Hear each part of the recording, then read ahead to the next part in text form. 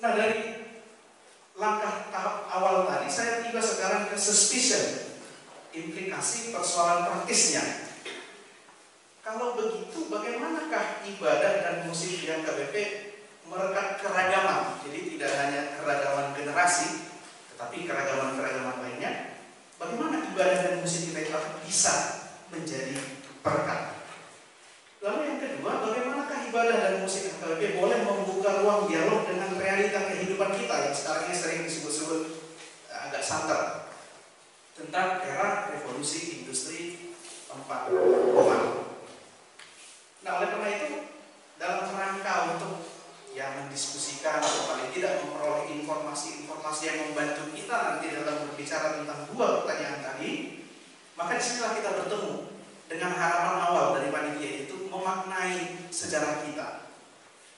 Nah, yang pertama itu memaknai sejarah ibadah. Saya mencoba mengambil beberapa pemikiran yang paling banyak saya ambil dari Opu Emeritus Justin Srombing dan juga dari Opu J.R. Hutauruk, dan banyak juga referensi bacaan lainnya tetapi tidak saya cantumkan di dalam uraian saya. Tetapi yang pertama sekali tentang ibadah, kita bisa melihat tentang penyataan Allah dan respon terhadapnya. Itu yang pertama sekali pemaknaan kita tentang bagaimana ibadah itu dikenal, baik dari sejak kesaksian Alkitab maupun dari praktek-praktek bergereja di HKBP sampai hari ini. Nah, kalau kita katakan penyataan Allah dan respon, ini kalau secara lebih sederhana lagi kita pinjam perspektif dari ilmu agama, sebenarnya peribadahan Israel sendiri pun sebenarnya berangkat dari realita alam. Mereka melihat ada iklim, musim, dan seterusnya, ada kejadian-kejadian yang mereka alami, dan disitulah mereka bertemu dengan yang ilahi. Dan peringatan terhadap perjumpaan atau penyataan yang ilahi inilah kemudian yang mereka kenang, yang mereka segarkan kembali dengan mengingat tempat-tempat suci. Dan lanjutannya lagi, ketika mereka datang ke tempat-tempat suci ini secara berkala, maka terbentuklah yang disebut kultus. Ini unik, Opu J.R. Hutauruk mengatakan kultus ini adalah semacam kemasan luar juga, selain kemasan dalamnya. Dan Opu Justin Srombing menggunakan istilah ruhut parduhut. Jadi dia seperti pembungkus sebenarnya kultus ini. Kalau kita bicara tentang bungkus, kita katakanlah makanan khas orang Batak, lapet, molodang disi bulung ini, raga bemol di tangan buat macarosa. Apa yang mau tajam, apa yang lapet nama bulung ini? Tongko bolong bolong di Batak. Dan kalau namanya ini, awan ada di pola.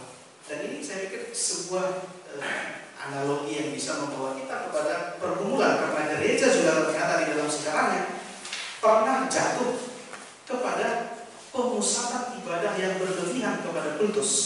Dan ini secara umum bisa kita temukan di sejarah gereja di abad-abad pertengahan dari tahun 500 sampai kepada era reformasi. Kultus mengambil alih semuanya, bahkan firman Tuhan pun digeser oleh kultus. Nah, sehingga kalau kita memahami kultus ini, apakah ini sebenarnya pelayanan kepada Allah? Dan ini yang umum sering beredar di kalangan anggota jemaat. Umat melayani Allah atau pelayanan oleh Allah. Nah, saya pikir di tataran para pelayan gereja yang kedua ini sudah jelas. Tetapi di kalangan anggota jemaat kita, yang nomor satu ini yang masih sering kedengaran. Paling tidak dalam diskusi-diskusi sehari-hari. Nah, ikutlah kau remaja dan kamu sebelum. Kenapa, Mak? Biar melayani Tuhan, Mak. Mungkin tidak salah. Ada niat untuk melakukan yang baik untuk Tuhan. Tapi ketika kita berhadapkan nanti kepada pemahaman yang mendasar tentang apa itu ibadah, maka itu akan bisa menciptakan persoalan. Persoalannya adalah seolah-olah ibadah kita itu adalah inisiatif manusia. Dan saya pikir bukan itu yang menjadi pijakan gereja HKBP sejak awal dalam memahami apa itu ibadah. Lalu yang berikut, respon yang perseptif dari kata persepsi, melibatkan panca indera dan keutuhan diri. Dan kalau kita perhatikan, itu sebabnya ibadah dalam Alkitab terutama Perjanjian Lama, panca indera manusia betul-betul dilibatkan di dalamnya. Kita ambil contoh, kalau kita ikuti pola peribadahan yang digambarkan dalam kitab Imamat misalnya, kalau ada umat yang datang menjumpai imam untuk menyampaikan korban bakaran, maka dalam perjalanan dari tempat rumahnya, kediamannya menuju ke tempat di mana pengorbanan itu dilakukan, ini dia akan menuntun binatang itu, apakah itu anak domba, apakah itu nanti burung tekukur. Nah, ini ada peraturan-peraturannya. Jadi panca inderanya terlibat dengan apa yang akan dipersembahkan. Lalu ketika itu nanti dipersembahkan, itu juga akan menjadi bagian yang mereka dengar. Mungkin nggak kelihatan, tetapi akan kedengaran. Ada suara hewan yang merintih, kesakitan, meregang nyawa, dan dipersembahkan dengan bakaran. Dan setelah dibakar, aromanya nanti akan nyampe juga. Sehingga perseptif ya, panca indera orang yang melakukan aktivitas menyampaikan korban bakaran itu betul-betul bekerja. Ada penciuman, penglihatan, pendengaran, perasa, dan seterusnya. Yang kalau kita bandingkan dengan pengalaman beribadah kita sekarang, kesannya menjadi parsial, walaupun kita katakan di dalam iman kita masih tetap melibatkan seluruh panca indera kita. Lalu sayangnya anggota jemaat kita tidak sedikit yang belum bisa menjangkau bahwasannya ibadah itu harusnya melibatkan keutuhan diri manusia, termasuk panca indera. Dan banyak faktor lain yang mempengaruhi. Saya ambil contoh Panginan, ketika saya mengikuti ibadah misalnya di gereja-gereja tradisional, jendela luas terbuka, kedengaran suara ternak, kedengaran bahkan aroma yang dimasak tadi pagi oleh anggota jemaat kalau kebetulan dekat pergodongan, dan itu mengiringi suasana ibadah.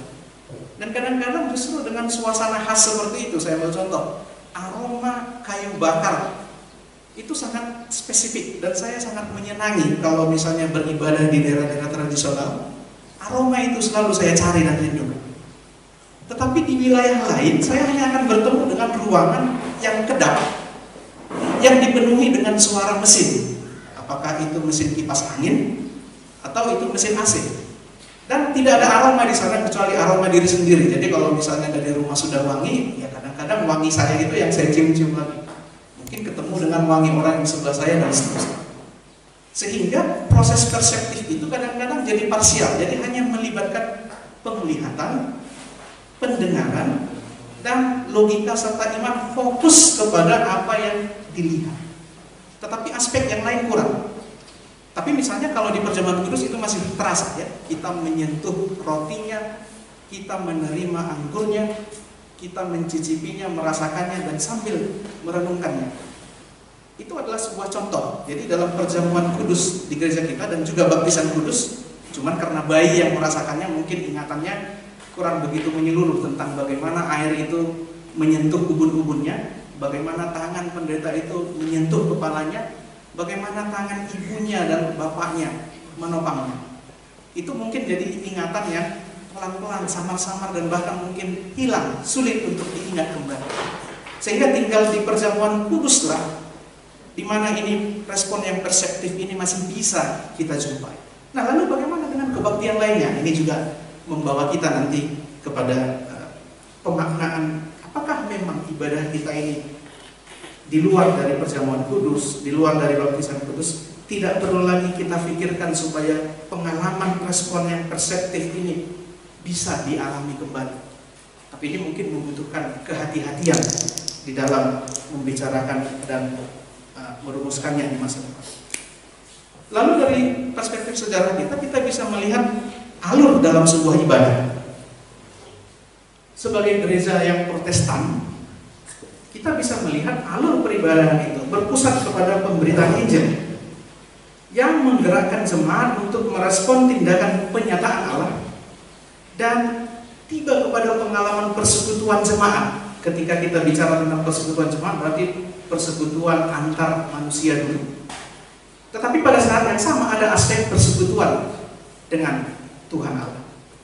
Nah, sehingga ini juga di kalangan anggota jemaat sehari-hari saya masih sering bertemu dengan anggota jemaat yang mengatakan anggota nomor kebaktian ini akan hubungan tatu debatari dan melupakan aspek ada hubungan juga relasi dengan sesama anggota jemaat.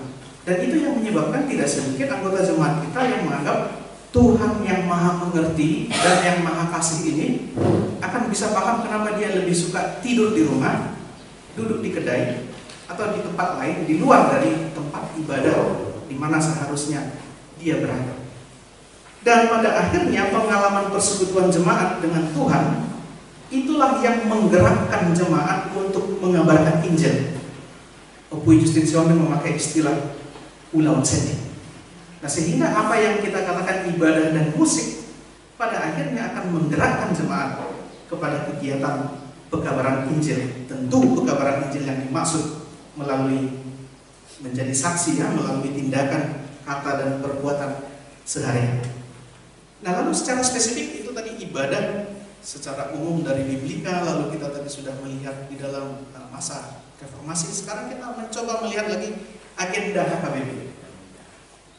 Agenda HKBP ini diadaptasi dan ditugaskan pada waktu itu menurut sejarah yang ditulis oleh Opui J.R. Hutapuro, ditugaskan penginjil Steinzig dan Jung untuk menggunakan agenda Prusia tahun 1895 sebagai landasannya.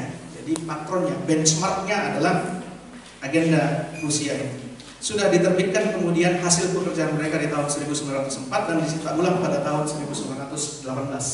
Mungkin Amang dan Inang boleh menemukannya nanti secara spesifik detail dalam buku Menghargai Dokumen Gereja tulisan Opui J.R. Hutapuro. Di situ nanti kita bisa melihat perbandingan secara detail.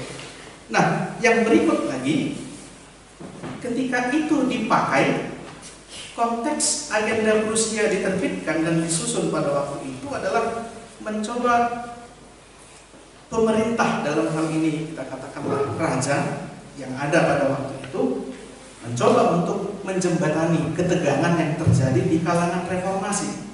Orang-orang yang mengatakan kami pengikut para reformator, terutama dari dua, kita katakanlah, arus reformasi yang dominan pada waktu itu di Eropa, yaitu Lutheran dan Calvinis. Nah, yang menarik dari situ, dengan adanya upaya penyatuan, maka sebenarnya sudah tersirat ada niatan dari awal bahwasanya Protestantisme itu sebaiknya berada di bawah satu payung yang sama. Memang tidak pernah ada yang tertulis, tetapi tersirat bisa kita lihat ada niatan seperti itu. Kenapa penting identitas Protestan ini? Pada masa itu menjadi sebuah penanda, yaitu kumpulan orang-orang percaya, ini saya buat cetak miring, yang berbeda dari Roma Katolik. Sehingga Protestan yang awalnya adalah ejekan, ternyata secara psikologis dalam diri orang-orang yang dijuluki, yang diejek sebagai Protestan, muncul semacam perasaan saya memang bukan, dan kadang-kadang malah lebih radikal, anti Katolik. Dan ini juga menjadi sebuah bagian yang perlu digali. Saya pernah juga berbicara dengan Opui J.R. Hutapuro.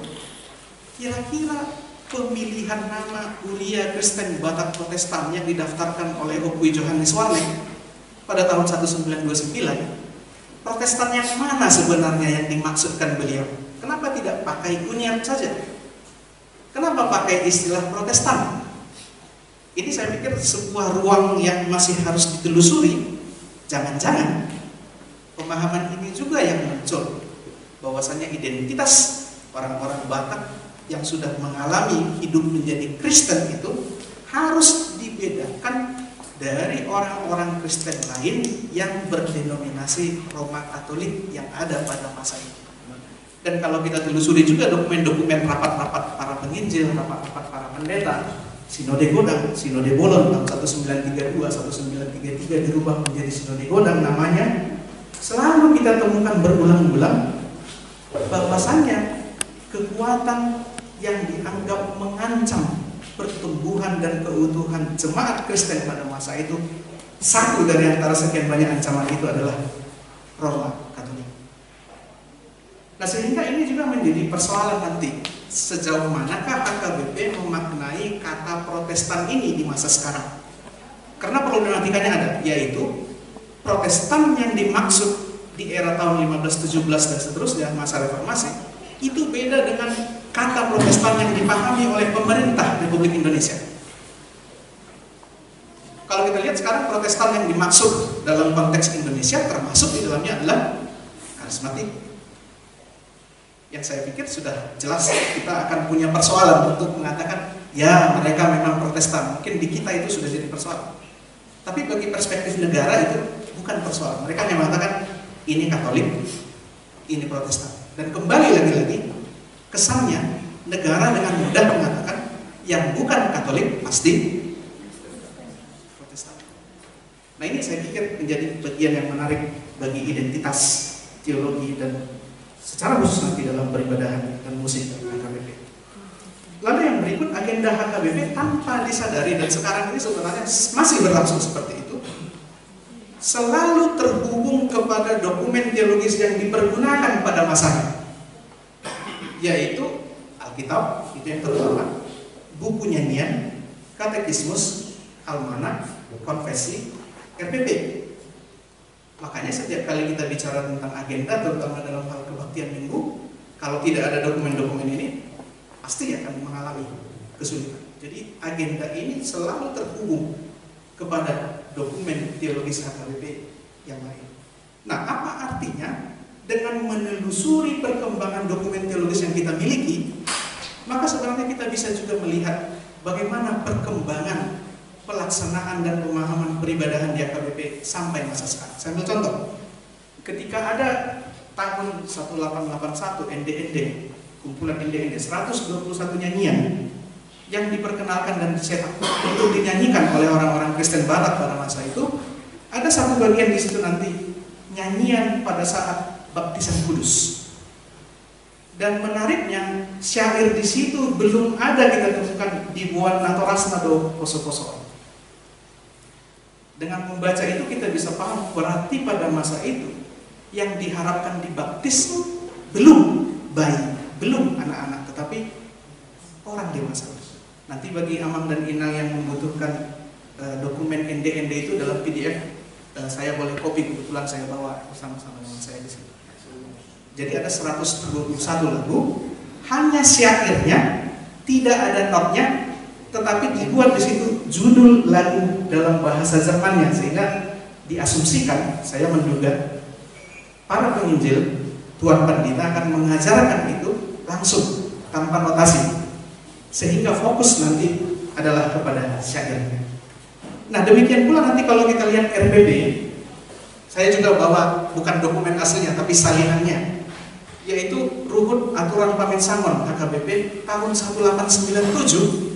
Ternyata dari situlah diambil formulasinya yang sekarang di agenda HKBP. Kita lihat mata acara pasangan dongan tu gagasan umum kuliah. Dari situ menarik karena nanti akan ada dokumen lain, tidak hanya sekedar rumusan doa itu sebetulnya. Sehingga untuk memahami agenda HKBP kita perlu juga membaca dokumen tadi. Sehingga itu kita lihat agenda HKBP ini menjadi sebuah sentral, bahkan kalau boleh saya katakan semacam stasiun, di mana setiap kali nanti kita merujuk kepada agenda, maka kita akan bertemu dengan dokumen-dokumen teologi HKBP yang sudah mengalami begitu banyak perkembangan. Nah lalu yang berikut itu tadi tentang agenda, lalu kepada musik. Tadi sudah saya singgung di awal tentang bagaimana awalnya lagu-lagu sederhana dikumpulkan dan ada 121 nomor dan kemudian nanti berkembang. Itu semuanya dimulai dengan pengaktifan musik vokal, pita suara manusia, dilatih untuk bisa bernyanyi. Fokusnya terarah kepada syair yang dinyanyikan untuk memperkaya wawasan pemahaman iman sebagai orang Kristen. Dan uniknya saya perhatikan, saya masih sempat bertemu dengan opung saya, baik dari pihak bapak saya maupun ibu saya, yang tiada hari dalam aktivitasnya pasti dilakukan sambil bernyanyi lagu buku ND. Dan saya ingat kalau opung dari ibu saya, dia sangat senang menyanyikan khusus bagian Haluaun Nagok. Dan dari situ saya bisa tahu suasana hatinya.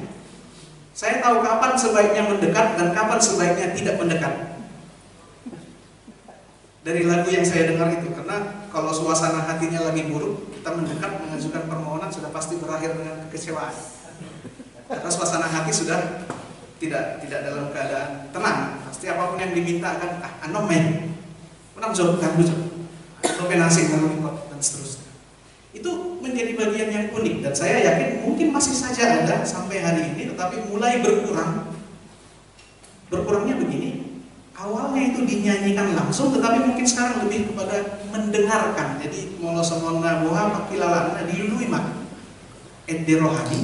Ya syukur-syukur kalau ketemu dengan nyanyian-nyanyian buku NDHKBP yang sudah ada. Kita lihat di situs berbagi video, situs berbagi suara seperti format MP3. Itu sering kita temukan anggota jemaat kita masih mau memutarnya, terutama pagi-pagi dan menjelang sore. Ini di beberapa rumah kalau di Siantar, saya kurang tahu di wilayah Bapak dan Ibu sekalian, tapi kalau saya perhatikan itu masih terjadi.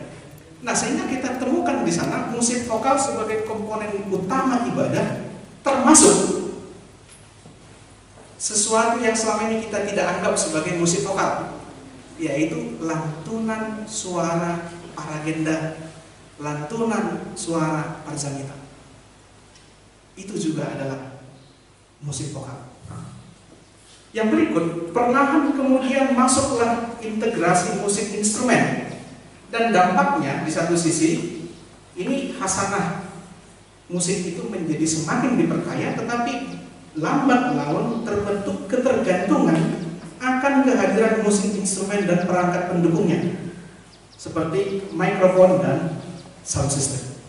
Dan yang dua ini saya pikir mikrofon, sound system ini selalu menjadi bagian yang nomor satu yang harus diantisipasi setiap kali gereja kita melakukan acara-acara kebaktian besar.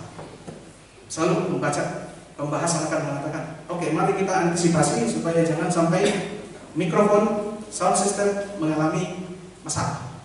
Karena begitu ini hilang, atmosfer ibadah juga seolah-olah lenyap tak berbekas. Orang mulai bersungut-sungut nanya, enak buhan. Ini juga sebuah fenomena gejala yang perlu kita lihat.